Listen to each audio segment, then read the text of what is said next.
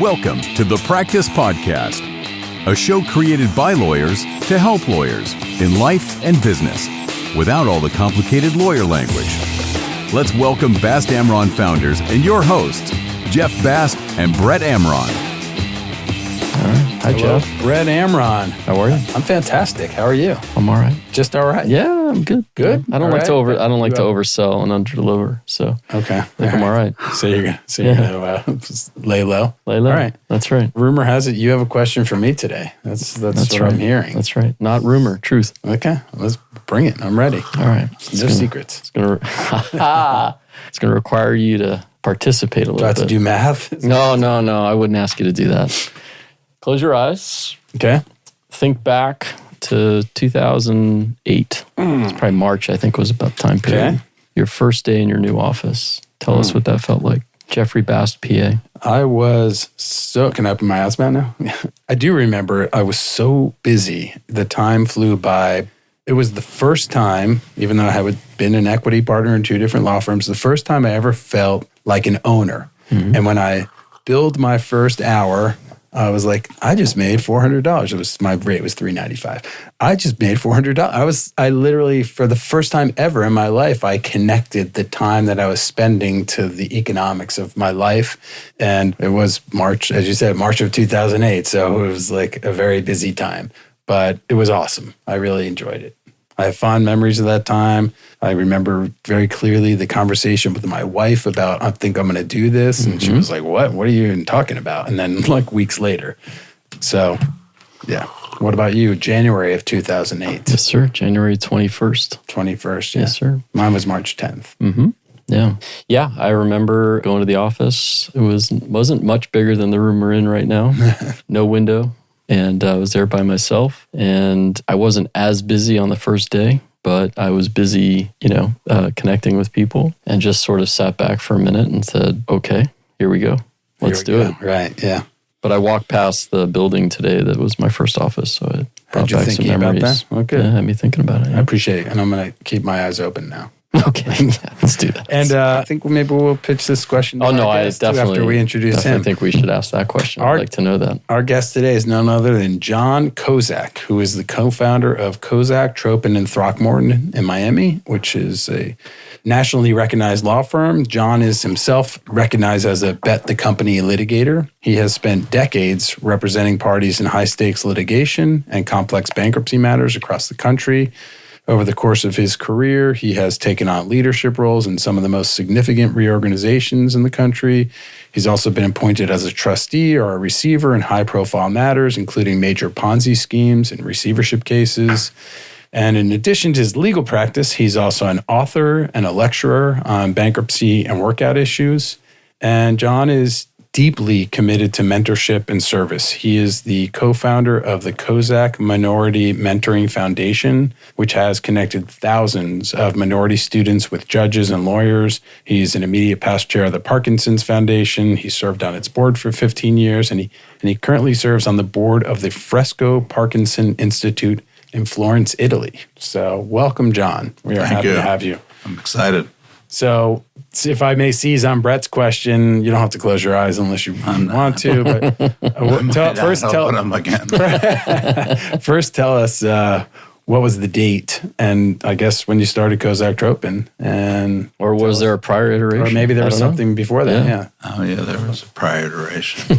But I don't know how much time we have, and I don't want to bore everybody. But coming into this building brought back memories because this is where I started, and it was in April of 1974. I was looking for a summer job, and I flew to Florida. I used to work for the airline. The airline. It's just TWA, which was right. the world's biggest airline. The airline, yeah. And I came down here with a stack of resumes, and I came to this building and was knocking on doors.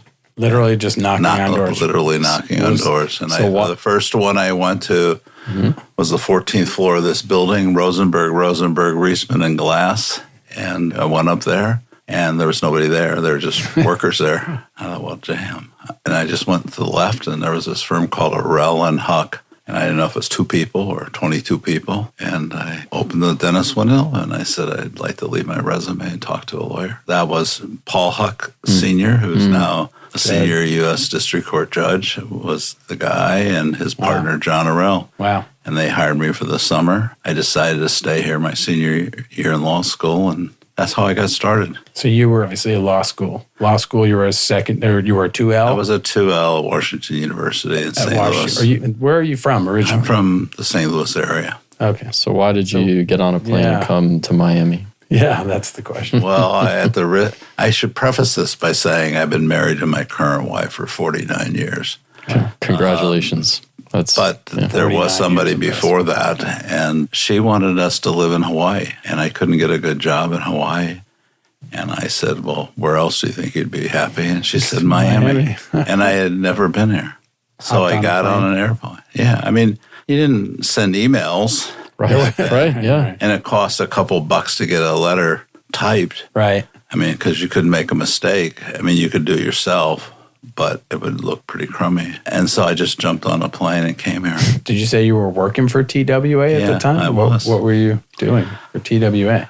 I was a campus representative. Back then the airlines were regulated and every airline charged the same amount. The major airlines owned a hotel, and the only difference you could do was, like maybe some better meals or magazines. And my job was to go around the St. Louis area and get college teams to fly on TWA. And so that's cool. We'd have the St. Louis Billiken soccer team, and the pilot would say, welcome TWA. We have the national champion soccer team on.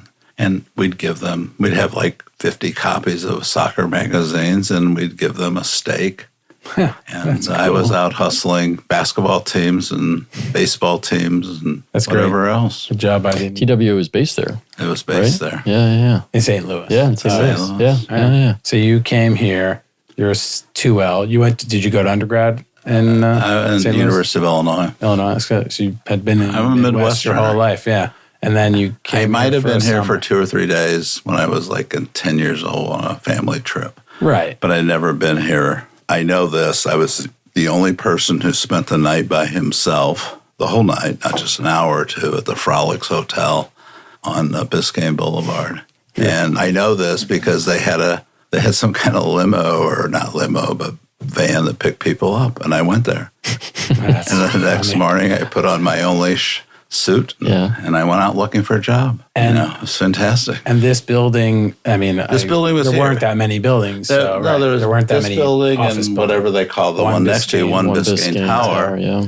And from here, you could look out. There was nothing built on Brickell Key, for instance. Right. Mm-hmm. There was nothing built in the 4 empty lots between here and the river. There was nothing built. Ambassadors? Wasn't No, the DuPont. DuPont. Wasn't the DuPont DuPont Plaza. Hotel, right? DuPont Plaza, DuPont Plaza, right? It was there. Yeah. But there were no offices. Right. Well, there's 4 empty blocks, big giant blocks. Yeah. And the hotel, the Miami Center Hotel, or whatever they call it now, was there. Oh, it was empty. Wow, amazing. Nothing was there. Was there even an island that's Brickell Key now, or had that even been filled in? Well, Brickell Key had pilings. Yeah. And that's where they dredged the river, and they put the sand and stuff there. Right. But there might have been a palm tree, and there were probably a lot of birds, but there were just pilings. And they weren't pilings that were lashed together, kind of like to make a structure. It was just kind of like put them there to hold the sand.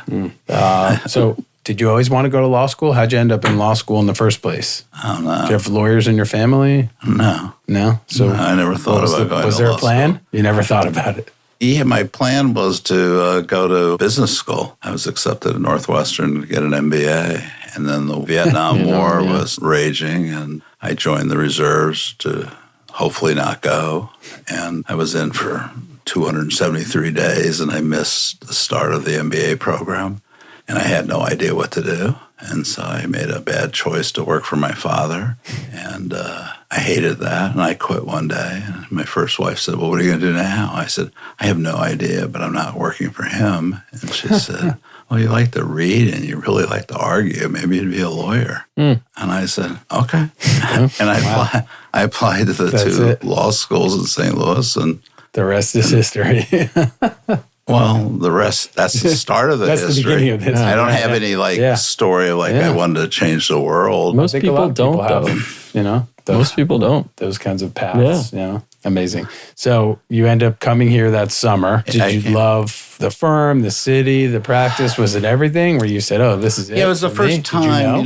These guys, John and Arel and Paul Huck, were just fantastic. They were young. John Arel was 40, and I thought he was an old guy. Yeah. But every day they came in and they said, how are you doing and what's going on? And it was the first time that kind of clicked, why you take contracts and civil procedure and property. Right, yeah. It doesn't make a lot of sense. And it just kind of clicked. And I thought, and these guys were enthusiastic about my progress, and they were encouraging. And I just said, wow, this makes sense. I think I'd like to stay here. And my first wife didn't like Miami either. Oh, really? And so she ended up in Hawaii? I thought maybe it wasn't all geographical. Yeah. Back then, if you weren't married by the time you were 22 you're probably going to be single. Really. Like your parents' age. It was like a ridiculous thing. Women that weren't engaged in senior year of college were like, what are they? Is there something wrong with you? Wow. Crazy times. I'm glad we've made progress in that vein. Yeah. So you come down, you start this job, clerking, interning. You transfer. No, I didn't. Not right away. I tried it. Well, it's kind of interesting. I thought, I want to stay. And so I went over to the University of Miami. I said, I'd like to go here. And they said, well, you can't transfer. And I go, wow. That's it. I have a pretty good resume, And you already finished 2 years, 2 years. They said, well, you can't transfer in your last year. And I said, well, and University of Miami was not Harvard. And I said, okay. I said, but you can come here if your law school will allow you to come as a transient student. So I called up, WashU, and I said, look, I want to stay in Miami. This is not working. I want to do this. And they go, well, you can't. And I said, why? I said, well, we don't let people do it unless you have special circumstances. I said, well, I think I'm going to go through a divorce, and I don't want to come back, and I really like it here. She said, no, you can't do that. I said, well, listen, if I went to summer school in Miami this summer, instead of working, would you take the credits? She said, oh, yeah, sure. I said, well, just pretend it's summer all year long, because it is summer all year long, and I want to go here. And she said, well, that's a good argument. Okay. That's it. And you won your first case. The penalty, though, was, you can't be a named editor in the law review, and your grades won't count. I said, wow, this is real. There must be something else here. And then in Miami said, and you're great. You have to do everything pass fail. We don't want you competing. And I said, I can live with that. Okay. And so my senior year, I went to the University of Miami as a transient student and picked courses just because they sounded interesting or I wanted to do them, and did get a divorce. And I did meet my wife, Barbara Silverman, who I've been married to for 49 years next month. Oh, wow. Man. And all right, and you met her in law school? Yeah, she was a year behind me. Did you still graduate from WashU? Yeah. And I have one other question before we move on, because I'm just fascinated by this. Did you ever find out why these guys hired you? Like, you knocked on the door, you handed them a resume. Did you ever get any feedback from that? What did it? I think the fact that I knocked on the door. Yeah. They weren't looking for somebody. They just started their firm. And the nicest thing that they did to me is John Arel came out and he said, well, we're not hiring. You left me waiting for like a half an hour. He said, well, what are you doing? You have a lot of interviews lined up. I said, none. But you're my first stop. Well, kind of, because Rosenberg, Reisman, and Glass is not here. Yeah. And he said, well, come in the library. And you pulled out Martindale Hubble, which guys are probably old enough to know that it was like something that you put a little kid on so they could reach up to the table. It was like a foot thick. And he opened it up and he went through it. And he gave me pencil and paper and said, you should call this guy at Greenberg Traurig. You should call this person here. And you can use this little bitty office to call people. What a nice man. And I did. Yeah. And In the course of the next 48 hours, I got a few offers, and I got a few don't accept till you talk to us. And I was walking down Flagler Street, and I saw John Arell, and he said, "How's it going?" I said, "Fantastic, but I want to work for you." Yeah. He said, "I told you we don't have an off." I said, "Well, figure it out. I want to work for you." And he said, "Well, come back in a half an hour." I said, "Well, I'm leaving in like 3 hours. I got to go back to Miami." He said, "Come back." And they put together this ridiculous offer that nobody in my law school would believe that I accepted, but I did. And, I saw John Arell in Tallahassee a couple of weeks ago, and I see Paul Huck almost every month, and that was 52 years ago. Amazing. What was ridiculous about the offer? They only guaranteed 20 hours a week of pay. They got me a 10-hour-a-week gig at FIU because they represented FIU, and I worked on their Administrative Procedure Act for 10. And they worked out a deal with Chicago Title where I could close 8 condos a month, and in each condo I got paid $75. That was the moneymaker. Yeah. That was the offer. So did you stay? You said work it out. It was the summer. Did you stay with them while you went your third year of law school? I told them I wanted to stay, and I worked for them in law school, and then they offered me a job. And then when I was a senior in law school at the University of Miami, after I had accepted a job with them for $12,000 a year, they merged with the biggest firm in Florida at the time. It was an 80-person firm called Mahoney, Hadlow, and Adams based in Jacksonville. And that was the biggest firm in Florida. In Jacksonville. One of the best. And they said, "Well, come with us." And I said, "Okay." And then I got $15,000 a year. So that's nice. It's a big raise. Big raise. Yeah. Wow. So you started this big firm. How long were you there? And then eventually you got into bankruptcy. No. So I started with them in 75. And when I came back, and I was representing FIU most of the time, they had a whole smorgasbord of work. I mean, people firing career service people not getting tenure, people filing discrimination suits. And I was doing their work and going to court a lot. And then I went on my honeymoon in 1977, and I said, when I come back, I really don't want to do this kind of work. I'd rather do general litigation. And I came back and got put on an antitrust case and did that for a while. And then in 1979, when the code was coming into effect, there was a week-long program at Stanford. I heard Jerry say that he went to it, and Jerry and I and Bob Schatzman were the only 3 from Miami, and it was a week-long program. And I talked my firm into supporting me going. They thought that was ridiculous, but I said, look, I've been in bankruptcy court some. I took a course in law school. I want to specialize, and I think this is what I'd be good at. And I went, and I came back, and probably the day I got back, we had this opportunity to handle the first international case. I was under Section 304, and this professor or this lawyer from Boston wanted somebody to file a case, and I filed it. And I guess that was in 79. Wow. The firm kind of blew up in 1980, and I stayed with the Miami office of that firm for about 2 years, and then Harley, Chuck, and I started our own firm in December of 82. So tell us about that. How did you meet them? How did that come together? I probably can't tell the whole story of how I met Harley Tropin, but I can tell enough. I was dating. Wait. Does that mean it's either R-rated or it's under some confidentiality agreement? It is a little R-rated, but we won't make you tell I was that. dating my wife, Barbara, exclusively, and she said, I have to go to the law review. I have to go to school. Will you want to come with me? And I said, she said, there's these 2 guys, Dean Colson and Colson Hicks, and Harley Tropin are kind of giving me a hard time. And I said, yeah, I'll go.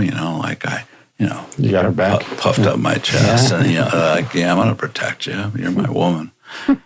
and I walked in. I really hope nobody listens to this because I walked in and I meet Dean Colson, who had hands. He's a big man, size of a baseball mitt. Yeah, and he's like 6 inches taller, and at the time he was probably 80 pounds heavier, and he grabs me. Hey, how you doing? I'm like, well, I'm not messing with you. And then the other guy. and then I go into the other guy, and I meet Harley, and Harley is in the library, and he's got wild hair and a beard, and he looks like a Marxist. And he goes, you know a lot about plagiarism? And I said, what? He said, aren't you a lawyer? I said, yeah, I graduated, a year ago. And he said, well, my note's due tomorrow. He said, would you like to read this? And I go, no.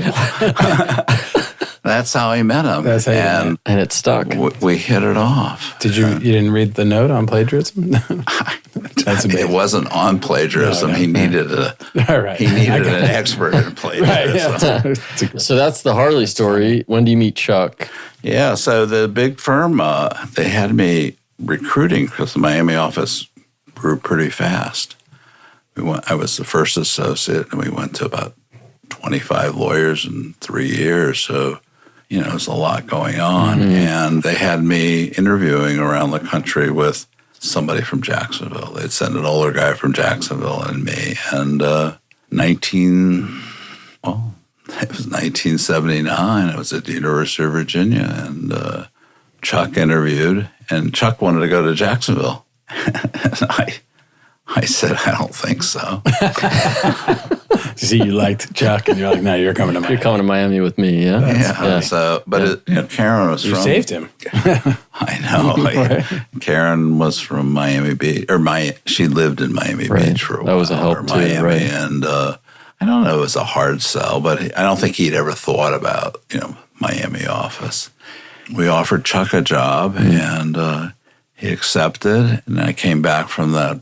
He was working part litigation and part real estate at the time, because I don't know why, but that's what he was doing. And, he got involved in bankruptcy too, and we became co-workers, partners, and, he did everything for me to make me look good. And so He would say the same. No, I'm just kidding. So no, he wouldn't say the same thing. No, I know. So you guys start this firm. Was Tropin there too? No, yeah, you met Tropin in the library, but was he at this firm? Yeah. So when I came back from my honeymoon, I got on this antitrust case about 3, 4, 6 months later. It was really a big one. We were representing AT&T, and my boss said, we need to hire another lawyer. We need an antitrust lawyer. And I said, well, I know one. And he said, who? And I said, this guy, Harley Tropin. He's at Howery and Simon in D.C. He's a great guy. He goes, well, how long's he been out? I said, a few months. He's an antitrust lawyer. And so, well, he was. He said, didn't say how long he was practicing. We hired Harley. Yeah. Just like that. Yeah. All right. Well, we needed somebody, and I was just in the right place in the right time, and you recognize talent too, though. Obviously, I think that's one of the things I do best. Yeah. And Harley and I, especially, have been very, very close. Chuck and I are very close too, but Harley and I have had a kind of a different relationship, with kind of like brothers. To me, it's cool. So you guys formed this firm. You're how many years out? So when I was, we were the big firm kind of blew up in the sense of. No, it's just the cultures between Miami and Jacksonville 50 years ago were pretty different. Yeah. And we had a lot of Hispanic lawyers. We led that in Miami. In 75, I would bet there were no Hispanic, no women, no black partners in Miami. Oh, in Miami. In any firm over 2. Wow. I could be wrong, but I don't think so. It could be. Yeah. Janet Reno graduated maybe 4 years before I did, and she couldn't get a job as a lawyer. And she turned out to be Attorney General, and she went to Harvard and grew up here. Right. They didn't hire women. It's crazy. That wasn't that long ago. It's really crazy. Yeah, so my wife was graduated in 76, and there were less than 10% women in her class. Wow. No, it's like, what, 50-50 at least, 50, if not more. 55, 60% women in Miami. Yeah. So then the firm hey. was blowing up. I mean, so we stayed in the Miami office of that firm. And Harley called me and said, I think, we should start our own firm. And I said, wow, this is not a good time. I mean, I had a 2-year-old son. My wife was pregnant. We had just bought the house we live in now. We have a debate about the interest rate was either 16 or 14%. The purchase money mortgage, second mortgage, was 12. The lady was ecstatic to get paid 12%. My car had broken down, so I bought like a Honda, and I was like, wow, Harley, this is not a good time. And Barbara said, do you want to do it? And I said, yeah. She said, well, okay. The worst thing that can happen is you'll have more time at home. Right. And or you go back and get a job. Like if you had to, right? I didn't think about that. No, but I guess right? I could have. Yeah, I could have gotten it. We talked to some big firms about joining them, and we talked to Paul Huck, who had left and gone to a small firm, and we talked to them, but there were only 2 of them, and they didn't want to take in three more. Right. Yeah. So is it only the 3 of you? Firm. Oh yeah, there were only 3 of us. When was it? When did we determine when your start date was? No, it was December of 82. December 82. Yeah, we didn't open the doors until right after the New Year, but one of my law school friends said, well, you gotta start in this year so you can get profit sharing plan distribution. I said, we have no profits. We have no profits. He said, don't you have any clients? I said, well, we have a couple people. He said, well, ask them to pay you. And so we had a profit-sharing plan with no profits, thanks to one of my law school friends. So 82. So what are you, 38? Is that right? 82 to now. No, I was 34 years old. Yeah, 34. I was 34 years old. I don't know. 34. Wow. Amazing. Yeah. I was 34 when I started my firm, and then 35 by the time we started our firm. Right. Yeah.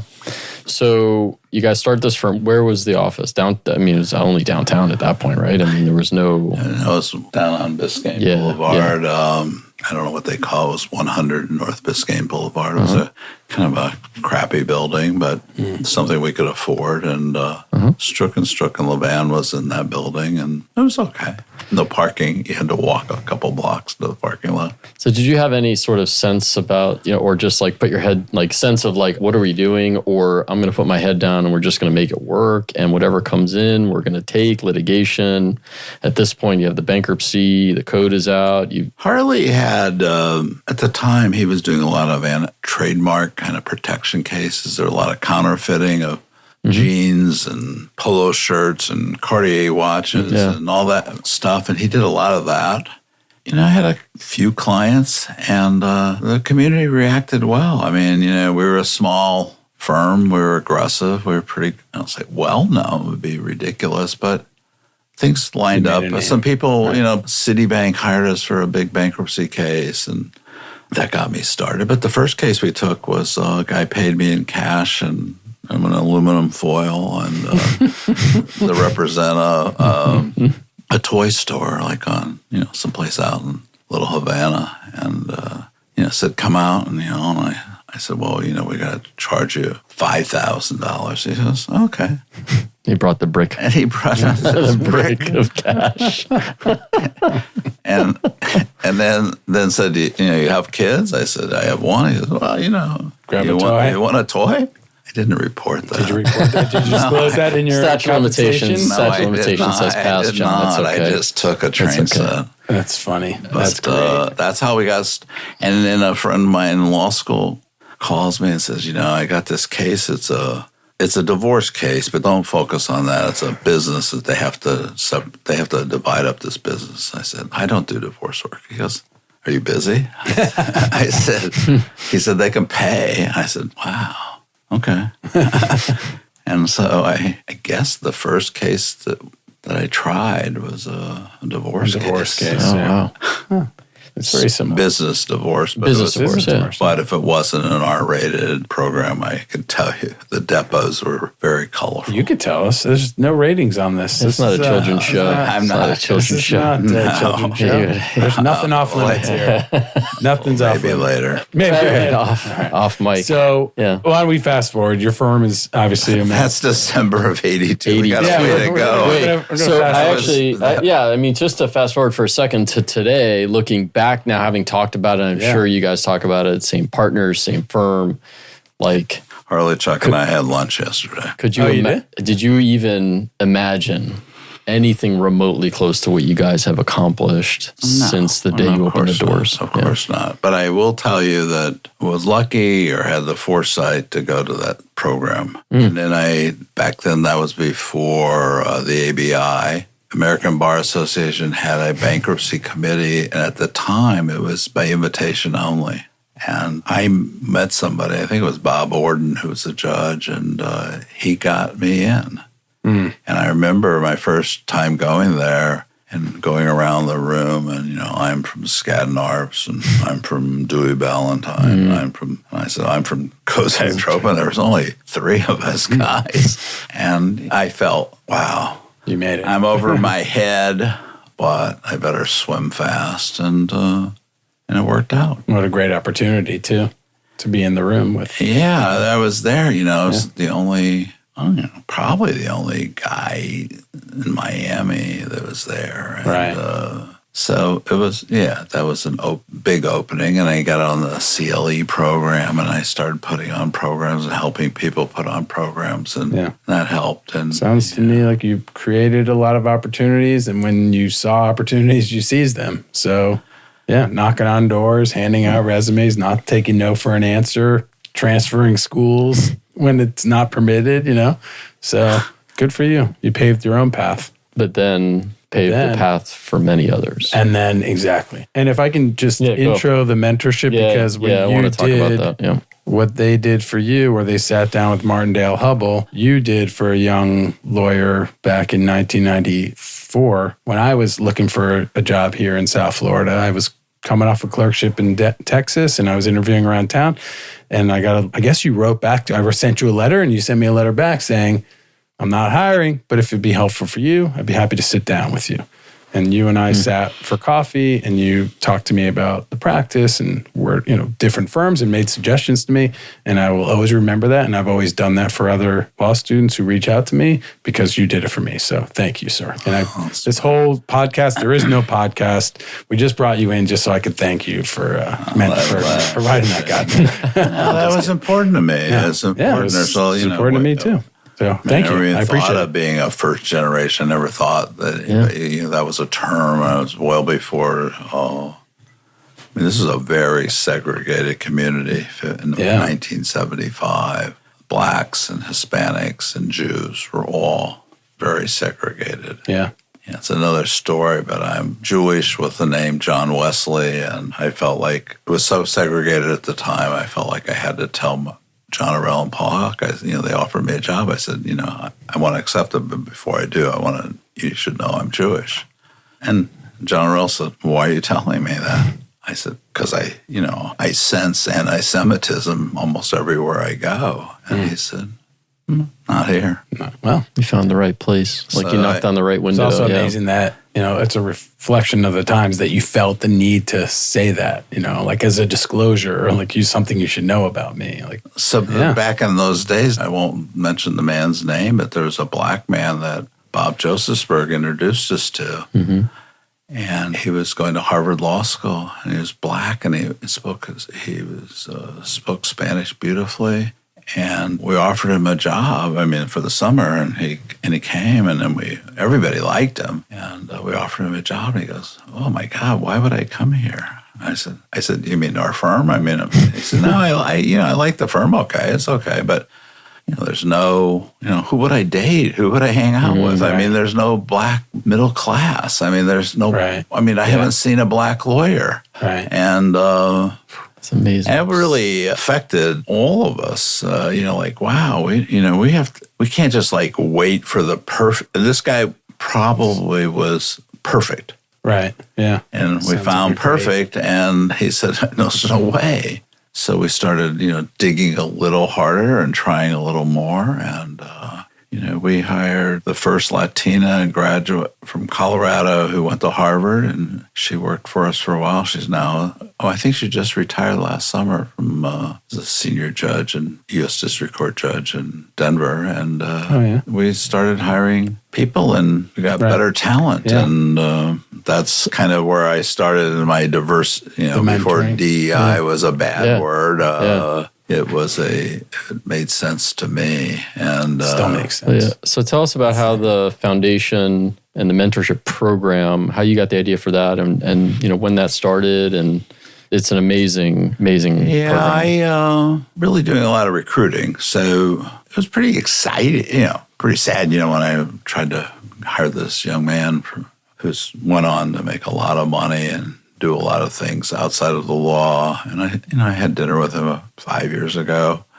Yeah, I know when it happened. Laurel Isikoff, who was a U.S. bankruptcy judge now in the Southern District, she was working with me, and she was mentoring a student from the University of Miami. And I said, wow, I'd like to do that. And that's how we got introduced to Dietrich Shaw Wilder, who was our partner, is now a U.S. magistrate. Right.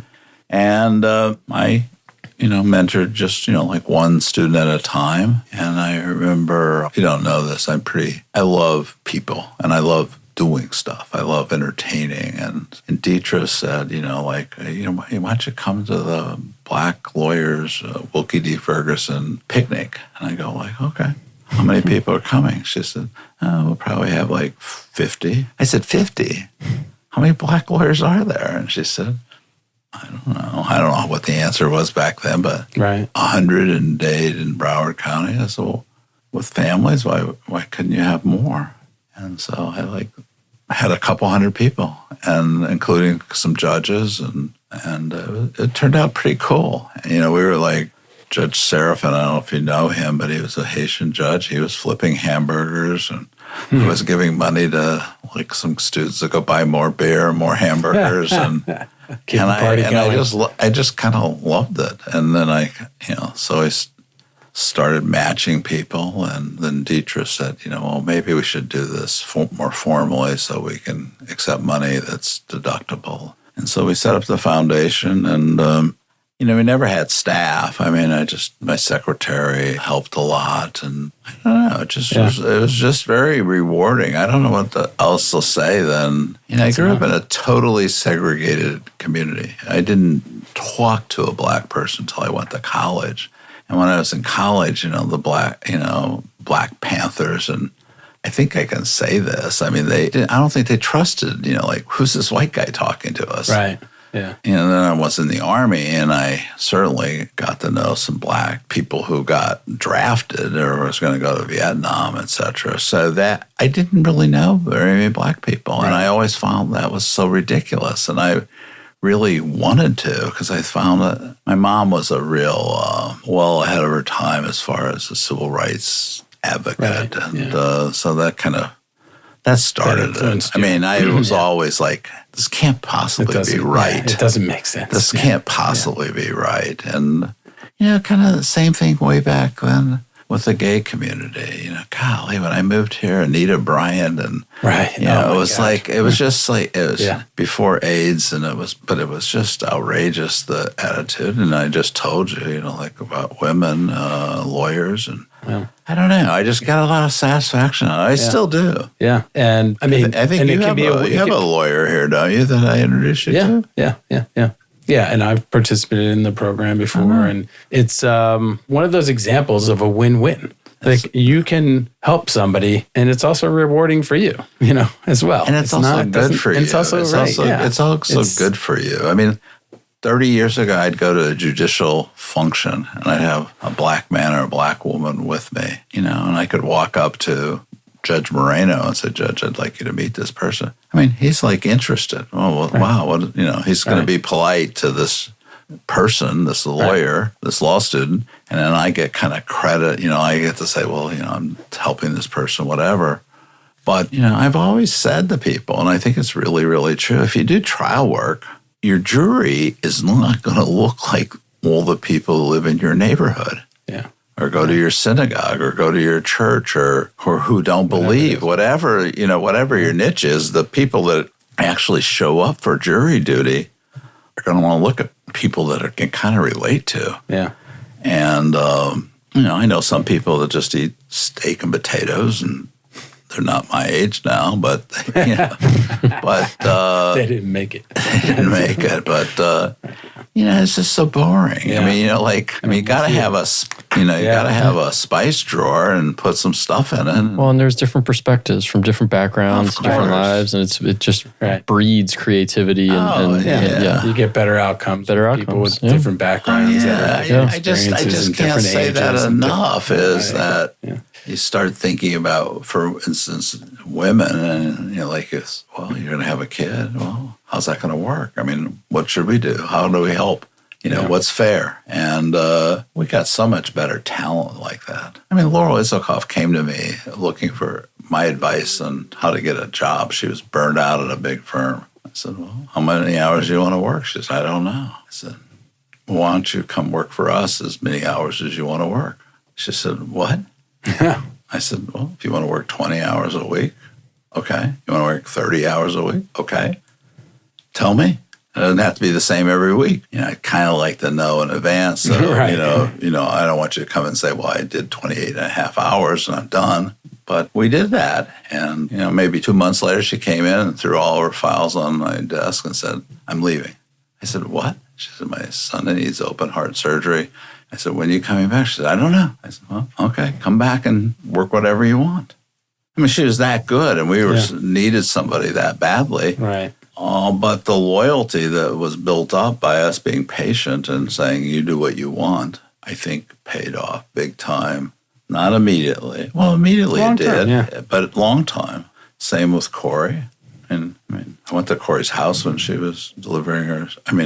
She was 9 months pregnant, probably going to go, labor any moment, and offered her partnership.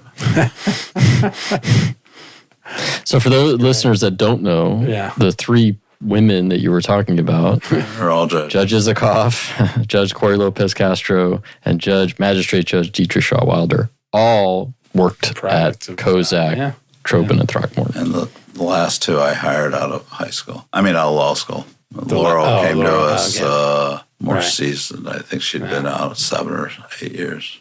Amazing. What a story. There's more and more to go, but I feel like I feel like we only made it to 1982. 82. We moved forward quickly, but man, there's so much in there. Amazing story, John. Yeah, and I'm sure there is a case or two that we could talk about in your time that would... Any last parting advice for some young law student, maybe they're not in that program, that's looking for a mentor? How does a young law student find a mentor? It's a little harder now that I've not working as full time, and I don't take. I don't mean with you. I mean just generally. I think you have to get out. I think there's too many young students that just wait for somebody to offer them a job, and they see a posting at the placement office, or they see something on LinkedIn, and they think, well, that's how I get a job. And I tell people, I say, like I did, knock on a door. Yeah. And if you don't want to do that, if you're afraid to do that, go to an event, go out there and do something. Yeah. Get out there. And go out there with a purpose. Go out there with a purpose. I never gone to a meeting ever without having a goal. Sure. I don't just go there to walk around, eat cheese, and drink wine.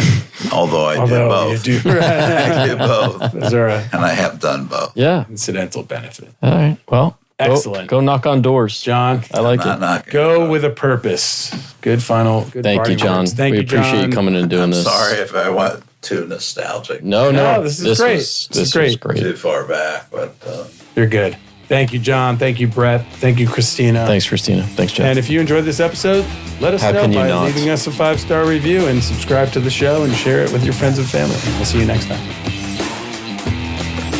For more information on this show and other resources, visit fastamron.com and connect with us on LinkedIn, Facebook, and Instagram @FastAmron.